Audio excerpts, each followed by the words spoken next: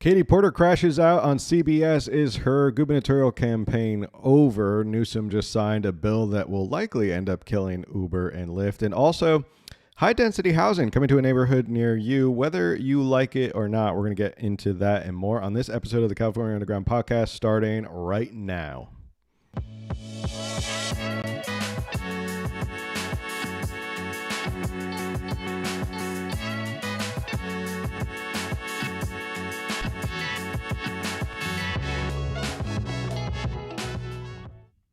What's going on, everybody? Thanks for tuning in to another episode of the California Underground Podcast. I am your host, Phil, the most trusted podcast for all things California politics. We got a ton of stuff to get to tonight, including probably the death of Union and Lyft, thanks to Gavin Newsom, Katie Porter's crash out, and high-density housing being forced on you, whether you like it or not. And if you haven't already, before we begin, make sure you like, share, subscribe, review.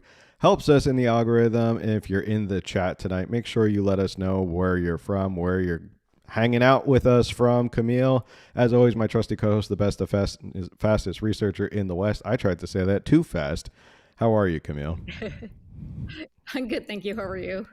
I'm good. Already the no on 50s. Yeah, I think we should have a podcast episode soon, basically just detailing our no on 50 stances. But first off, let's just jump right into it. The story that everybody has been talking about.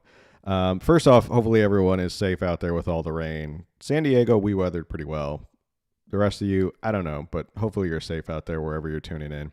The story that everyone has been talking about since last week is Katie Porter's crash out on CBS.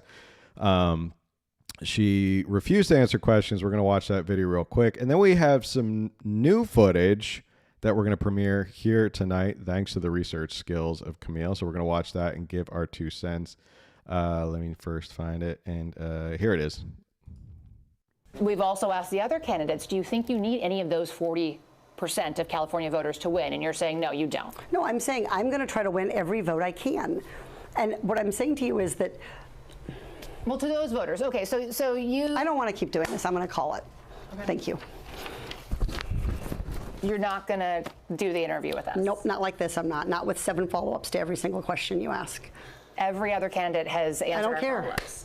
I don't care. I want to have a pleasant, positive conversation in which you ask me about every issue on this list. And if every question you're going to make up a follow-up question, then we're never going to get there. Ms. And Porter, we're just going to circle around. I am an investigative I have never reporter. had to do this before, ever. You've never had to have a conversation with to end a an reporter? interview. Okay, but every other candidate has done this. What part of I'm me? I'm running for governor because I'm a leader. So I am going to make... So you're not going to answer questions from reporters?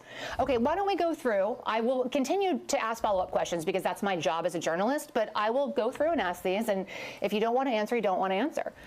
So nearly every legislative... I don't want to have an unhappy experience with you, and I don't want this all on camera. I don't want to have an unhappy experience with you, says Katie Porter. Well, it's too late for that, and she didn't want to have it on camera, and it's too late for that as well. It's been on camera. It's been all over the news, and everyone's been talking about it. I did a video on it kind of breaking down. This is Katie Porter. You and I have been following Katie Porter for a while. You've been following Katie Porter. This is not new for Katie Porter. Like, she is genuinely a abrasive, obnoxious woman, and this has just been her career, and I think she finally just... It spilled over in the worst time possible, right at the beginning of this gubernatorial campaign. I did a whole video on it if people want to go get my thoughts, but I want to hear your thoughts on it, Camille, because I know you have thoughts about Katie Porter, and then we'll show the video and the clip that you found as well. I don't want to do the interview like this. I don't want you to ask me questions like this. I've never had to do this before. You've never had to, yeah. You never had to be on a podcast and be asked questions before. Understandable. Sure. Go ahead. I can't even believe your question right now. Now you follow-up questions. This is too much. Nope. There has been rumors for years that she treats her staff poorly and has anger issues. This is, so she was in Congress in Orange County. She's not my relative or my district, 20 minutes away. So again, rumors, don't know if it's, true, except that we are starting to see these rumors. And, I kind of like in 2021, I was maybe a little bit overboard crazy with the gubernatorial candidates. But I was very big on, if you can't answer questions and you shut people down, you're too pressured, then you have no business being in office, but especially the governor of California, the fifth largest economy in the world. We are a very big state, and I think being governor of any state is a lot of pressure. It's a lot of work. There's a lot of stress. And again, if you can't answer these basic questions and do these basic interviews with follow-up questions, then you have no business being in an office that would stress you out 24/7, because this just shows she would break. I think because she has been running for office so long, she ran in 2018, she won, she ran in 2020, she won, she ran 2022, she won. This is all Congress.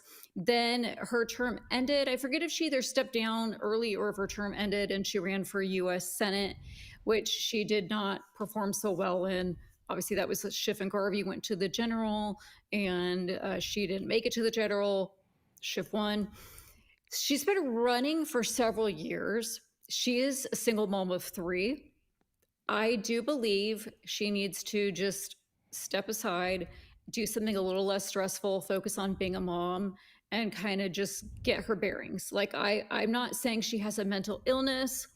I don't know if she has anger issues or if it's just all the stress of what she's done.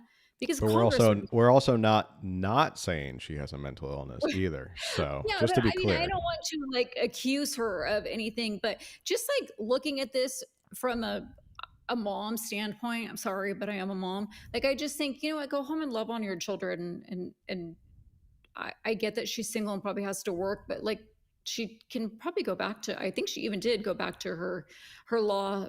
She's a law professor at UCI. I feel like just maybe take a break from running for office. And I don't even say that because I don't want her to be governor, but for her own sake and for her children's sake, I just feel like just take a break. You can come back. She's young enough. wasn't there an issue of like she was also, because she worked at UCI, that she was getting her housing paid for even when she wasn't working at UCI or something like that? Like, I remember there was something like that. There's a community in Irvine that the professors get to live in for a very low, like they get to purchase the homes for super, super low rate. Irvine's very expensive. The home she lives in would probably easily be a 7-figure home. As they like, I think they even pay the property taxes, because I looked up the property tax address once, and it goes to a school system, like the California school system. So she obviously stepped out of her role to go run to be in Congress, and yet she got to continue living in the housing, which is usually a no. And I think she only went back to work this year, maybe the fall semester, possibly earlier this year. But yeah, all that time she had, it wasn't free housing, but it's very, very affordable housing. And okay, great for her. But she does kind of run on this whole, like, I'm a person, groceries are expensive, I'm going to help you. And it's like, you don't even know. Sorry, you don't even know. Yeah, she plays that card of like, well, I'm just like you. I'm just like all you little people. I'm just like you. And I struggle with groceries and paying the bills and stuff like that. It's like, well, do you really? I mean, you were in Congress for a while. You're kind of a national figure, sort of a national figure now. From what I understand, she hasn't really held like and by real job, I guess, no offense to all you college professors out there, but I mean like a job like out in the private sector where she wasn't a lawyer. I know she wasn't a lawyer. I think she was just a law student. She was a law student of, was she a law student of Elizabeth Warren? She was a student of Elizabeth Warren, which is how she ended up in consumer and bankruptcy law, which is also like what Elizabeth Warren did and what she was known for before she became a massive sellout to Big Pharma. So she's kind of like a protege of Elizabeth Warren, been a professor, then she went to Congress, and now she's lecturing us on all this woke ideology. So she really hasn't had to be out in the real world. And again, no offense to college professors, but I feel like she hasn't been out in the real world. And the last thing we need is, a college professor being the governor of California who doesn't know how business works or anything like that. But she does teach, and she did show up at UCI, and you found this video, and I found it hilarious, as did you. So give us a little background of what this video is. It's really a quick clip, but what is the background of this video? Oh gosh, I believe that she was brought into UCI. This is February of 2025, so just 8 months ago. I think she was maybe doing a guest lecture about politics, running for office. I do want to say real quick, I believe that she was barred in the state of Oregon. I don't know if she practiced or not, but I'm pretty sure I looked that up, and I don't even know if she kept it current or not. But she moved here, and then she has done a ton of guest lectures. She's she went to Yale, she went to Harvard, she's got a lot of education. She's a guest lecturer at various prestigious colleges. So she can speak. I guess she just can't interview. She can't be asked questions. And just on an anecdotal note, in my life, as an attorney, the people I know, whenever we talk about like lawyers from Harvard, like they are usually talked about in a very negative light, as if they're the worst lawyers, because all they want to talk about is how they're from Harvard Law, and they're usually not very good attorneys. But Okay, that's just yes. I heard something called the gentleman's C. Is that the gentleman's C? Okay, so this is what I heard, and I was hoping you would have the answer for it. And maybe that's the wrong term because I heard this so long ago. Harvard doesn't want to have a bad graduation rate. They don't want to look like they have, they want the best of the best. And it was something where if they were failing, they would still be given a C, so as to look like their students are performing better. Oh, yeah. I've heard that before. Yeah, they kind of pump up the grade so it doesn't look like people are failing out as much. Yeah, I've heard that. I don't know how true it is, but maybe she got the gentleman's C and got all the way through. I don't know. She can't handle questions, so Harvard and Yale should be very proud of the fact that she can't handle basic questions. All right, let's take a look at this clip, and then we'll comment, and then we'll move on to our next story. It leaves them somewhat bewildered when they can't connect with the actual swing voters that decide elections or the actual voters that stay home in any given election. What do I mean by this? So I grew up in Iowa. I've seen every ding-dong who wanted to be president for 30 years up close and personal as a kid. And in the past, in elections, going back even to 2018 when I first ran, you pretty much for a year and a half, bunkered down, raised money, tried to learn how not to say anything stupid to a reporter, right? And then the 6 months out from the election, you began to connect with voters, the voters that you needed to win your race. That was the traditional path. So when like I said, it was a quick clip. And if you didn't pick up on it, her thing was, well, you bunker down and then you try not to say something stupid to reporters like I just did last week. So that's rule number one of Katie Porter's congressional campaign strategy. You bunker down, don't say anything stupid to voters. Also in that clip, she talks about connecting to like independent and swing voters. We didn't show it in this clip, but that was probably the worst of that clip. But she also had another bad moment where she came off really. Oh, did I lose her? Did I lose everybody? I may have lost her. Is everyone still in the chat? We've been having some Wi-Fi issues. So if I lost you, just let me know in the chat if I'm still live. Am I still live? Or did I lose everybody? Anyway, I'll keep talking until everybody lets me know that I'm... There we go. Buffering. There we go. I think we had our Wi-Fi issue again. Are we back on? Yep. Still here. Okay, people said we're still here. I don't know what happened. That was the first time that's ever happened before. But anyway, my final thought was how many people were independent swing voters who were also Trump voters in 2024, and she doesn't want their vote. She doesn't need their vote. She doesn't care about Trump voters or people who may have gone red in 2024. And that kind of started this whole crash out that she had on CBS. So I thought that was interesting as well, that she wanted to connect with voters in those independents in those swings. But when it comes to running for governor, she doesn't want to reach out to those swing voters or Trump voters. So did you pick up on that as well? I did, yes. I mean, she laughed into the camera. I'm sure everyone has seen this clip by now. If not, you can, I mean, just search the name Katie Porter and this clip is going to come up. But yeah, she basically, the interviewer asked her the question and she turned to the camera and was like, madam, why do I need the Trump voters? Like, and she just like laughed. And I just don't understand this whole, I get that we all pretty much have our political party, but I don't understand the I'm a leader, but I don't need to connect with other voters. Like you're represent them as well. You're not only representing your party, you're representing an entire state of independent libertarians, Democrats, Republicans, American Greenpeace, every in between, you know? And so it made me to laugh at that. It was very condescending. I just realized I can't hear anything you were saying. So now we're really in trouble. Oh, cool. Did they? Did chat Now hear we're it? having mic issues. Oh, geez. Everything is. Oh, wait. Say something again. Testing? No. Oh, boy. Oh, no. Oh, geez. Sorry, guys. I don't know what's going on tonight. We're having some big technical difficulties. Say something I can't hear.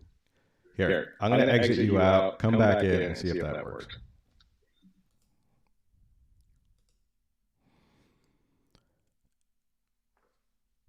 A lot of things are going on. I'm really sorry, guys, about all of this.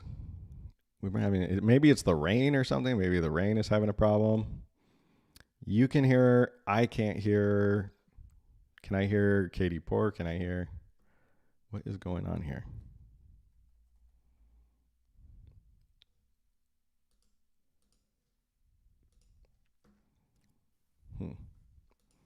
That is weird.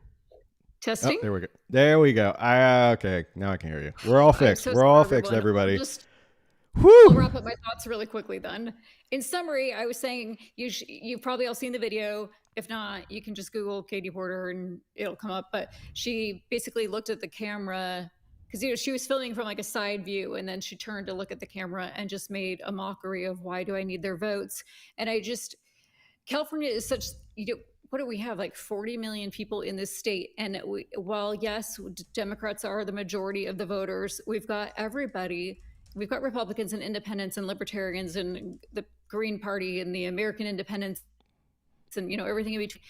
And you're running to represent all of these people. And while certainly the Democrat Party is the biggest party here, there's still millions that you're representing. And I just don't laugh at us. You want to if you haven't heard about SB 79, it is a housing bill that is basically going to shove high density housing into your neighborhood, whether you like it or not. And that's what's going to happen here. Let's watch a video that will kind of detail YIMBYs versus NIMBYs, people, how they feel about SB 79. Is a big win for YIMBYs across California. The yes in my backyard folks. One of the most controversial bills of the year just got the signature of Governor Newsom. Senate Bill 79 loosens and even overrides restrictions on housing developments near public transit hubs and other land owned by transit agencies. That includes buildings up to 9 stories tall right next to stations. The bill applies to 8 of the state's most densely populated counties. 4 of them are right here in the Bay Area, in places loaded with transit hubs for BART, Caltrain, and VTA. Advocates say this could put a major dent in the housing crisis, but as long as the project meets certain requirements, local officials and neighbors won't be able to stop it, and that's what has the opponents of this worried. Da Lin spoke with both sides today. This new law will transform communities with large and busy transit hubs. Supporters say it'll help bring down housing costs. Opponents say it'll strip local control and threatens the character of their neighborhoods. It's got the kind of quaint charm of an older city, a hometown vibe, and it's also got the kind of edginess of the city on the outskirts. Xander Paisano moved to San Francisco's Glen Park neighborhood about 8 months ago, and in that time, he's fallen in love with it. It's growing on me, especially this little area here, Glen Park. It's got a special place in my heart now. He worries the new law, Senate Bill 79, could change the neighborhood, especially if high-rise apartment buildings go up around the Glen Park BART station. But he also supports the bill's intention, making homes more affordable. If it can lower the rent, that's always a good thing. But with that, there's pluses and negatives as well. One of the main supporters, California YIMBY, spent 8 years pushing for this bill before the governor finally signed it into law. It's a moment of validation, it's a moment of celebration, and really, it's a moment for the work to get started in actually implementing these laws. The new law only applies to 8 California counties with the most transit hubs: San Diego, Orange, Los Angeles, Sacramento, San Francisco, San Mateo, Santa Clara, and Alameda counties. Developers will be allowed to build up to 9 stories high next to subway stops. The closer the site, the taller the building. And the law overrides local zoning rules and neighborhood objections. Angered, we're disappointed, we're frustrated. Susan Kirsch, founder of Catalyst for Local Control, is one of many who oppose SB 79. Even Los Angeles Mayor Karen Bass asked Governor Newsom to veto the bill, arguing it erodes local control, limits community input, and could hurt low-income neighborhoods. The affordability part of it is a part of what is the big scam that many of us think, that these buildings are not, they have no assurances, no promises of meeting the needs for those people who are living on even minimum wages. California YIMBY disagrees, saying it's simple economics. Increasing supply will eventually lower prices. State Senator Scott Wiener, the bill's author, says local housing policies in many cities have created the affordability crisis, and it's... There it is. There's our favorite bill drafter, Scott Wiener. He's been pushing this for a while now, and he's very happy with his big buildings near transit. He's been pushing this for a while. So whenever it comes from Scott Wiener, it's usually not a good idea. Time for the state to step in. For a long time, we had essentially pure local control on housing, and so it was a race to the bottom. The state has an obligation for human health and well-being to step in when you have local control that's run amok and really is actually hurting a lot of people. Paisano says he understands both sides and feels caught in the middle. He still believes local residents should have a voice, but he's also fed up with sky-high housing costs. Change is coming. Bob Dylan said it the best, right? Times they are changing. We have to be prepared for the change. The new law takes effect next summer on July 1st, 2026, but some opponents say they're already considering a legal challenge. Bay Area Council President and CEO Jim Wonderson praised the new measures, saying in part, quote, amid rising rents and already too high home prices, measures like these are critical to making housing more affordable, increasing ridership on transit, and giving people the option of living closer to where they work. All right. SB 79. I'll just say it. Bad bill. Obviously, Scott Wiener is, once he's involved, it's usually a bad bill.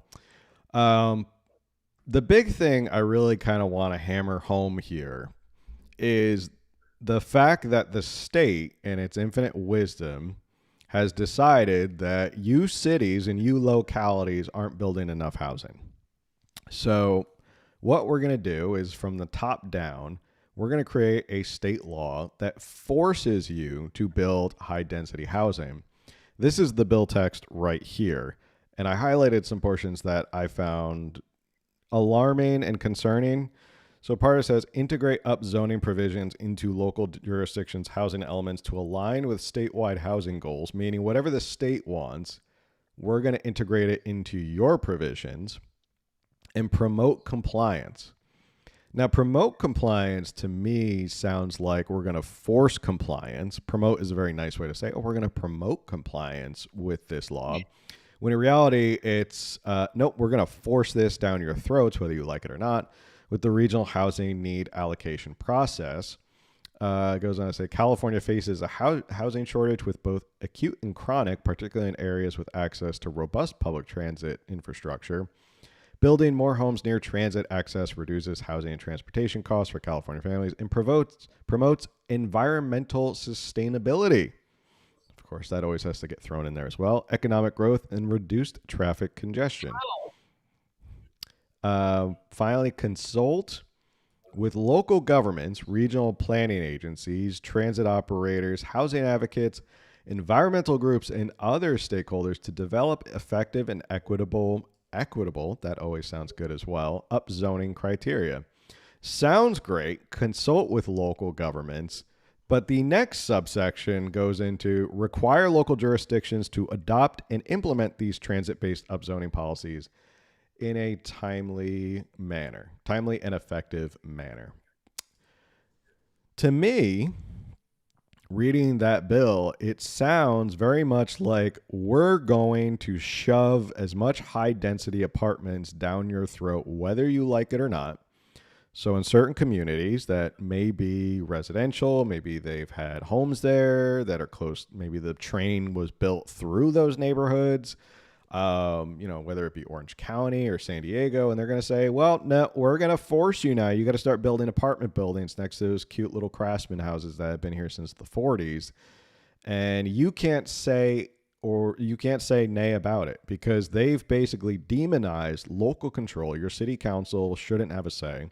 And we've talked about this on the show before, how Sacramento hates local control. If we go back to the whole school board issue with Sonia Shaw and all that, they don't like school boards governing, so they had to come in and stamp that down. They didn't like the whole, the mandatory parental notification act that Sonia Shaw and them did. So they have to come in and stamp that down. So here they want to get housing, more housing built, apartments. That doesn't mean they're necessarily affordable. Apartments are not affordable here in San Diego. I don't know how they are in Orange County or LA. Anyone in the chat want to let me know how affordable apartments are in high density areas? So basically, the state said, screw your cities. We're going to destroy them and throw up a bunch of apartment buildings next to transit, whether you like it or not.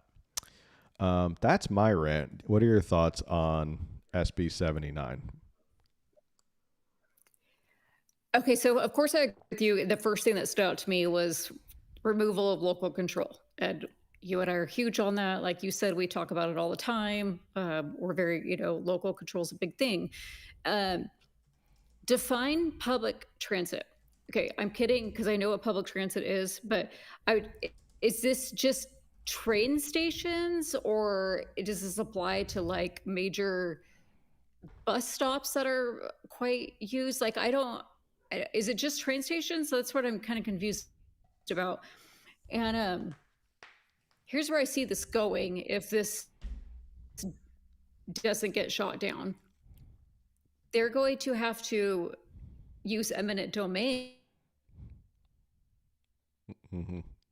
old homes to build there. Like, well, nope, we have the legal right to build this. So these apartment complexes. And yeah. I don't see how this is going to be affordable. I get that, okay, over time, there's more supply, therefore less demand, therefore the cost comes down. I understand basic economics, but you have to build these buildings.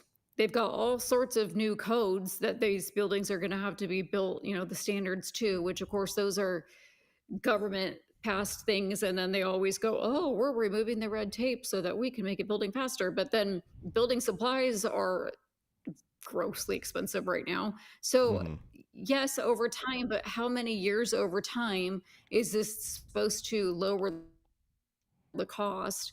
So let's say it takes 15, 20 years. At that point, the building is outdated and needs upgrades. And then it's like starting all over. And I don't see this ever being actually affordable. It's like, oh, it's going to be expensive now, but in the long run, you're going to have to upgrade everything and new codes will be passed. So when you upgrade everything, you're going to have to do it to all these new codes and it's just going to be expensive again. At least that's how I feel about it. But also, they never, ever, ever think more than okay, here's the housing, and yay, we get to get housing for, 800 people in this building. Okay, cool. But those 800 people, half of them are kids, and that school is overloaded. The bus to get to the school, they're going to need more. So they're going to need more teachers. Oh, they need more classrooms. The streets, the freeways, this added, like, there's not the infrastructure to support all this. So now there's all this traffic. Okay, so more cars on the road, more buses on the road, or more smog. And so now we need to pass more climate change regulations because we got to, throw money at the climate. Like, does no one think? Am I stupid? Like, are these stupid questions that I'm raising, or do they just really, are they stupid? Who's stupid here? I always also think like this whole affordable housing issue misses the mark of what I think people are upset about. It's expensive to live in California and buy a house. And I mean, the American dream is to buy and own a home. That's always been the American dream. Now, maybe that's changed over time. Maybe that's not what people want.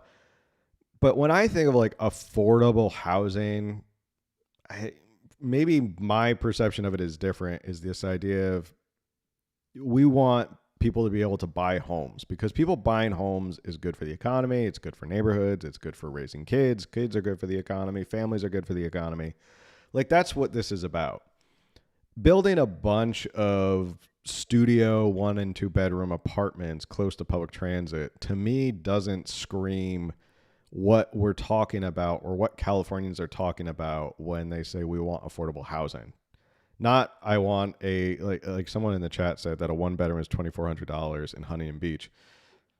Seems like a lot of money. I mean, $2,400 is a lot of money for a 1 bedroom in Huntington Beach, especially if you're on your own working and you're trying to, you better have a pretty good job to afford $2,400. So I guess to me, maybe my perception when they say affordable housing, and I guess to them, they're fine with affordable housing being, the peasants all jammed together in these like row housing and like all these apartments crammed on top of each other while they all live in like penthouses and, they have places in like Marin County and they don't really care about that. So I don't know, maybe I'm being too optimistic and thinking like, to me, affordable housing is a home. It's a house. It's a home that you buy, that you afford, that you grow. It's equity. It's helps with the economy. It's something you pass down. It's property. It's the American dream.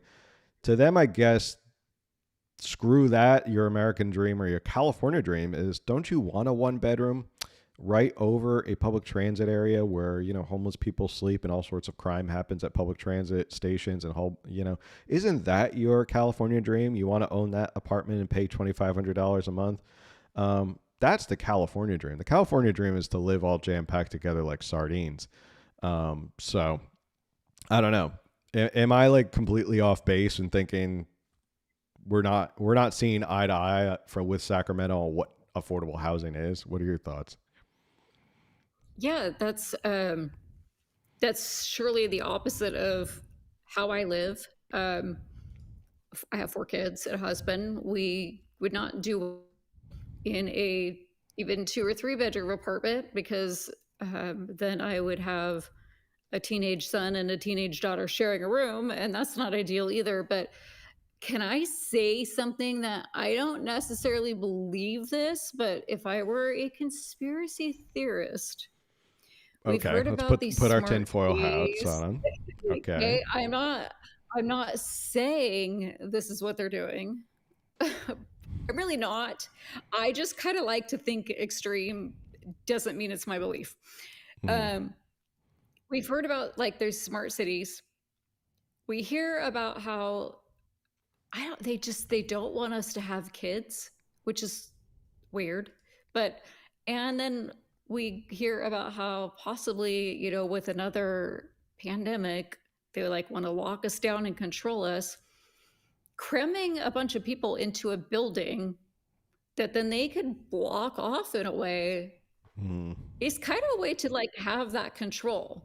And again, I really want to be clear that I'm not saying that this is what they're doing and I believe this. I'm just throwing this idea out there because it does seem like if you stick people in these situations, and we're not saying that all of them are going to be one bedroom apartments, but like, let's say it is 2 bedrooms and you're paying $2,500 a month and splitting it with a roommate or whatever, but you're then stuck in this cycle. You can't save for a house. Therefore, getting married, having kids isn't ideal because you're like, well, we don't have a yard. I don't have space. I can't have kids and have my roommate and, pack 2 or 3 kids into my room with me and then have to go down 9 stories just to walk them to the local school bus, where the school bus is going to be full anyway because no one thought of this beforehand. And now I have to send my kids to a private school because the public school is too full, but I can't afford the private school and I can't have the kids. And so I'm just going to sit and live in this. I don't know. It's just become government housing at that point. I don't even know how this works. Mm-hmm. Well, I while we're on the topic, let's just go even farther.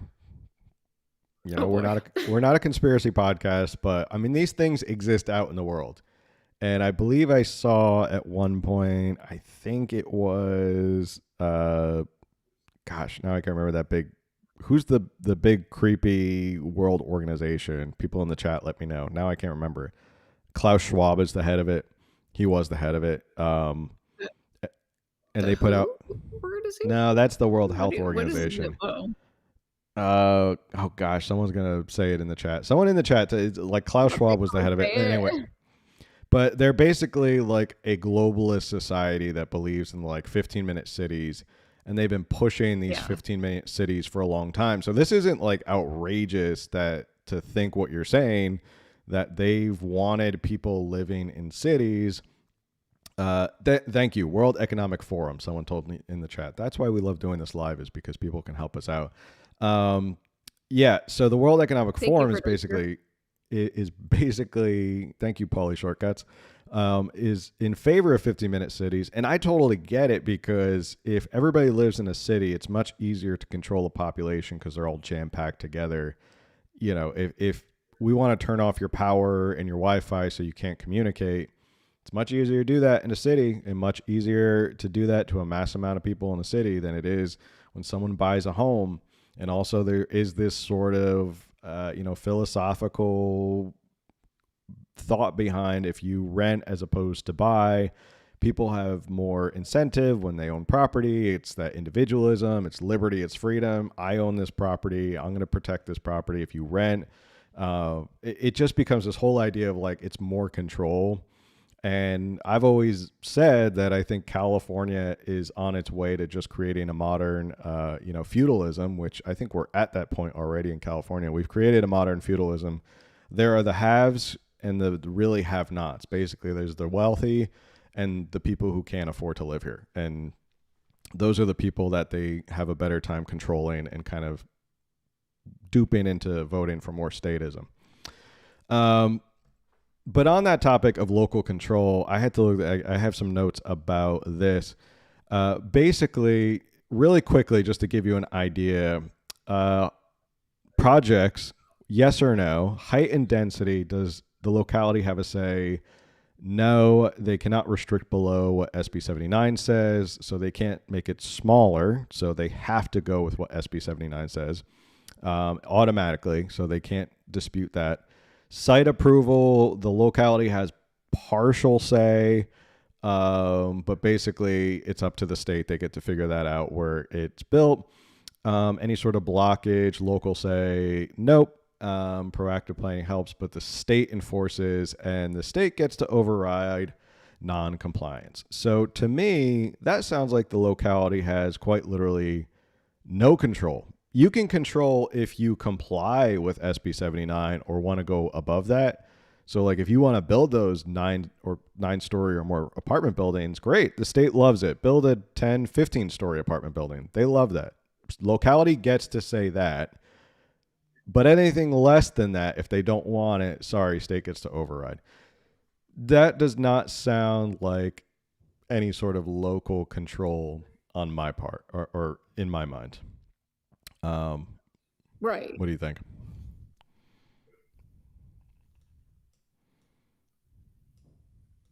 Oh no.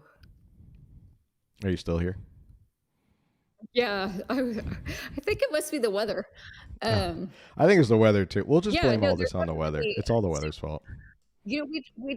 we talk a lot about the state wants control. We talk a lot about we haven't really gone super into the 15-minute cities, but these things, a 15-minute city doesn't happen overnight. I'm truly not a conspiracy theorist. I really not. I like facts. I like truth. But a 15-minute city, they're not just going to be like, hey, we're taking this farmland and building a 15-minute city. They pass bills like this slowly but surely. They chip away at it so that you're kind of like, oh, okay, maybe this isn't that big of a deal. It's just a few counties are affected, but then it's like they pass that and then they pass the next one and the next one. And then all of a sudden you're like, wait, when did we allow this to happen? We elected people who want weird control and who don't like land, or apparently, and think that, which California, that's another thing. California is so beautiful. It is so beautiful here. And like, eventually they're going to be like, well, we need more housing. So Yosemite's going to have to go. We're building a house here. It's just. It's sad. It's sad.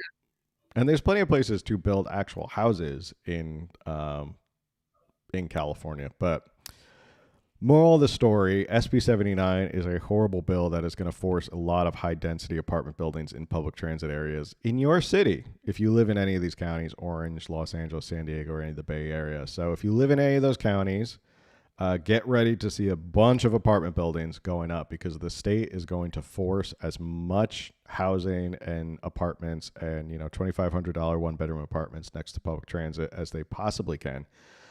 Thank you, Scott Wiener, for that. Maybe you'll get struck down in court because it overrides localities. Who knows? Maybe we can pray for that. But for real, are these considered government housing? Like, I'm confused about that part. That it wouldn't be privately owned apartments, right? No, so the developers are basically like, it overrides a lot of the local control and like gets around a lot of the environmental impacts and CEQA and all that stuff. So that developers can go in and build. So basically, if a developer comes in and says, I want to build a 10-story apartment building at this public transit, even though it's surrounded by cute little craftsman houses, basically the state's going to rubber stamp it and be like, great, thank you very much. And the locality is going to go, wait, that's going to be an eyesore and that's horrible for the neighborhood. And they go, too bad. It's not government housing. They're not building it. But basically, they're rubber stamping every project. The state's rubber stamping every project. The localities have no control over any of these developers. This is not going to be affordable. My libertarian principles and free market principles are they're going to be on display. So I apologize if anyone's not interested in that stuff. Here's an article from the Times of San Diego. Lyft Uber drivers will be able to unionize under new law signed by Newsom. More than 800,000 drivers for ride-hailing companies in California will be able to join a union under a measure signed Friday by Governor Gavin Newsom. California is the second state where Uber and Lyft drivers can unionize as independent contractors. Massachusetts voters passed a ballot referendum in November allowing unionization, while drivers in Illinois and Minnesota are pushing for similar rights. The law is part of an agreement made in September between Newsom, state lawmakers, and the Service Employees International Union, SEIU. If you don't know who SEIU is, they are very powerful. They have a ton of money, and they back a ton of California Democrats. If you look up any California Democrat on followthemoney.org, which is a great site, you should go check it out. Most of the time, they are definitely backed by SEIU. Along with the rideshare companies Uber and Lyft, in exchange, Newsom also signed a measure, SB 371, supported by Uber and Lyft to significantly cut the company's insurance requirements for accidents caused by uninsured drivers. Uber and Lyft fares in California are consistently higher than in other parts of the U.S. because of the insurance requirements, the companies say. Uber has said that nearly 1/3 of every ride fare in the state goes towards paying for state-mandated insurance. Labor unions and tech companies have fought for years over drivers' rights, including the ability to bargain collectively. I will now venture that if you're going to be a union, that 1/3 for insurance is probably not going to go to pay and benefits. So I don't think you're going to save as much money as you think. The insurance measure will reduce the coverage requirement for accidents caused by uninsured or underinsured drivers from $1 million to only $60,000 per individual and $300,000 per accident. So if an Uber driver or a Lyft driver gets in an accident, sorry, it's only $60,000 per individual. So it's down from $1 million. So that's what's happening. I guess it sounds like they made a deal. Uber and Lyft wasn't going to fight this as long as you let us cut back on the insurance because this unionization's coming down the pike. Then we'll be fine with you guys unionizing, knowing that we're going to have to pay more in pay and benefits, as long as you don't make us pay as much in insurance. So at the end of the day, their profits are going to stay basically the same. And it says in this article that California pays the highest in Uber and Lyft. Great. What else do we not pay for the most here in California?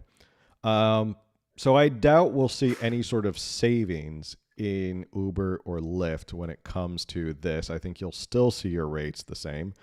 And with them being unionized, it also means that down the line, they're going to demand more and more stuff, bigger and more benefits. Even though they're independent contractors, they're not employees of Union or Lyft. Remember, they're all independent contractors. They're exempt under AB5. But somehow Uber and Lyft are still going to have to end up paying them a ton of pay and benefits. Any questions about that or any thoughts before we move on to my wonky philosophy? Please share your wonky philosophy. Okay. Well, this is an article from the Heritage Foundation. Basically says what unions do, how labor unions affect jobs and the economy. And this is why when I titled today's episode about how California is effectively going to end up killing Uber and Lyft, maybe they won't. They may end up killing it here in California. It wouldn't be the first thing that California killed by way of, legislation or allowing people to unionize. Based economic research finds that unions benefit their members but hurt consumers generally, and especially workers who are denied job opportunities. These days, unions win higher wages for employees only at companies with competitive advantages that allow them to pay higher wages, such as Uber and Lyft, who are basically the entire market share of rideshare companies, such as successful research and development projects or capital investments. Unions effectively tax these investments by negotiating higher wages for their members, thus lowering profits. Unionized companies respond to this union tax by reducing investment. Less investments makes unionized companies less competitive. This, along with the fact that unions function as labor cartels that seek to reduce job opportunities, causes unionized companies to lose jobs. Economists consistently find that unions decrease the number of jobs available in the economy. So, all of that is to say, when you have a union, they constrict labor supply because they force you into these unions. They force prices up because now they're negotiating for higher pay and benefits. Companies then have to force that onto the consumer and take away from research and development and continuing to grow.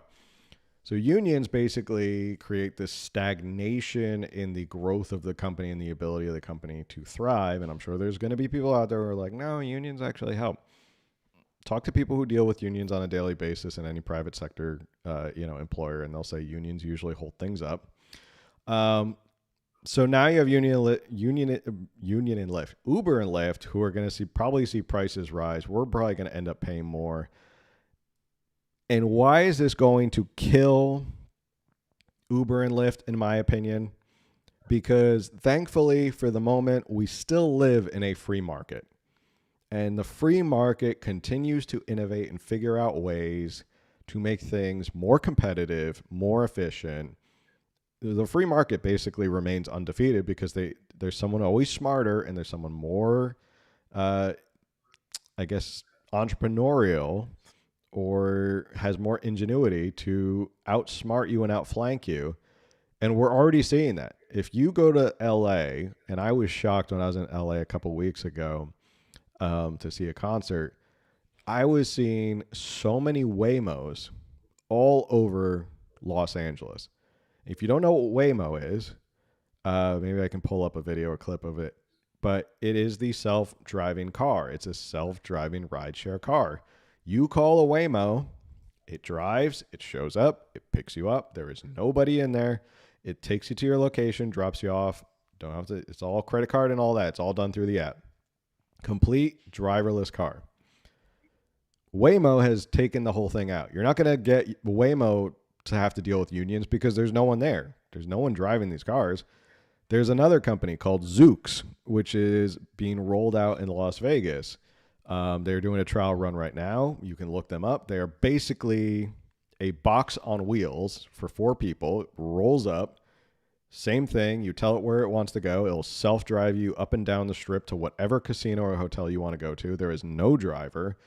And it's a tiny little box. And, it looks pretty cost efficient. And this is where we're going. Tesla is rolling out self-driving taxis in Austin. Like, self-driving taxis are already here, or self-driving rideshare, and it's only growing exponentially. And now with Uber and Lyft having to be in a union, driving these prices up, consumers are going to go somewhere else. If I can get a ride with Waymo for half the price of an Uber, I will absolutely hop in that Waymo over an Uber. There's no way.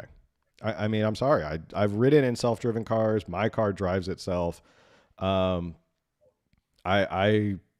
think it's the way of the future. It's going to be self-driving. So that's my rant, is that this union is going to push Uber and Lyft into the Stone Age when there's self-driving taxis. So thank you for coming to my TED Talk. Basically, Uber and Lyft are going to be dead in about 10 years because they'll be self-driving taxis, and no one's going to ride in Uber and Lyft. So tell me your thoughts while I'm sitting here taking a sip of tea to catch up from that. Yeah. Also in the chat, let me know your thoughts as well. I was in San Francisco a year ago, and the Waymos were everywhere. At first, I didn't know what they were. Like, I hadn't actually heard of them, and I was with my mom and my girls, and we kept seeing them, and we're like, what are those? What are those? And all of a sudden, my mom grabs my arm, and she's like, Camille, there's no driver in there. And so I, pulled up my phone and looked it up, and I'm like, okay, this is what it is. So Waymo is owned by Alphabet, right? Google. And Zoox is owned by Amazon. I don't know. I think so. But keep going. I'll double check that. People in the chat want to know. Okay.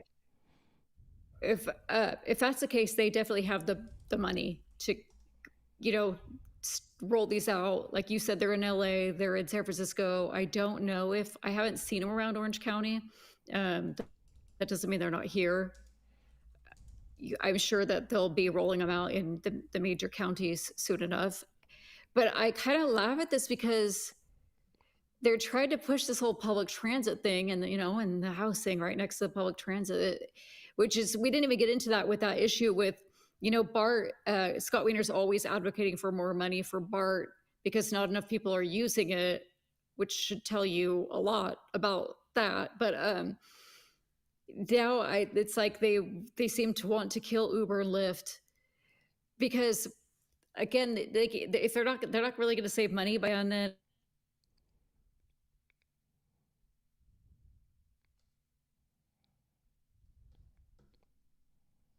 Tip less. This Uber ride is so expensive. I'm gonna, tip a little less percentage than I. Anyway. It is funny that I feel like their cars probably will take over as they already are becoming a big thing. And like you told me, you drove yours or it drove you from San Diego to Orange County. I think you and your wife went to an event, and that whatever hour and a half drive. You said it was like no worries. It was great, and they're only going to keep perfecting this technology. And I don't know. It's like, I don't know where I'm going with this. Public transit doesn't get the support it needs. They're trying to force it. Now they want to unionize this group of independent people. Are they hurting for their, are unions donating less to Democrats? Like what are they need more money here? I don't know what's going on because we know that's what happens with union dues. They take union dues and a big percentage or a percentage goes to Democrats. I wanted to show this. This was what I was thinking. There's another article. I'm not going to read the whole article, but I did want to share this. So this was from San Francisco market share of ride shares in 2023, August of 2023, Waymo is down here. And to answer your question, yes, Waymo is a subsidiary of Google and Zoox is a subsidiary of Amazon. So they both have a ton of money to dump into these driverless and like really be a competitor to Uber and Lyft. So this is where it started. This is Waymo. Uber's all the way up here. But look at the line and how far it's come in just a year. This is a year old at this point. So Waymo already caught up to Lyft in a year. So to give it, 0%, it caught up to 20%, it caught up to Lyft. So that's how fast these self-driving are happening.